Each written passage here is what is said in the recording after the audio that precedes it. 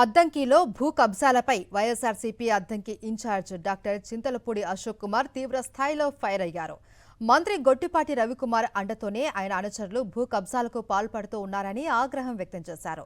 అద్దంకిలో కోట్ల రూపాయల విలువ చేసే ప్రభుత్వ భూములను ప్రైవేటు పట్టా భూములుగా మార్చుకుంటూ భూ దోపిడీకి పాల్పడుతూ ఉన్నారని చెప్పారు. గవర్నమెంట్ ల్యాండ్స్ చెరువులు అనేది చాలా తక్కువ మోతాదులో ఉన్నాయండి. అలాంటి తక్కువ మోతాదులో ఉన్నటువంటి ల్యాండ్స్ను కూడా ముఖ్యంగా గొట్టిపాటి రవికుమార్ గారి అనుచరులు ఏ విధంగా కబ్జా చేసి రియల్ ఎస్టేట్ ముసుగులో చేస్తున్నారో వాటిని ప్రతి ఒక్కటి ఎవిడెన్స్తో సహా అంటే టీడీపీ పార్టీ వాళ్ళు డీటెయిల్స్ బయట పెట్టిన తర్వాత నేను దాని గురించి కంప్లీట్గా ఇన్ అండ్ అవుట్ అసలు ఎక్కడ స్టార్ట్ అయింది, ఎక్కడ మొదలైంది, ఎక్కడ ఎండ్ అవుతుంది అనేది మొత్తం డీటెయిల్స్ ఇచ్చిన తర్వాత విస్తృతపోయేటటువంటి నిజాలు బయటకు వస్తున్నాయండి.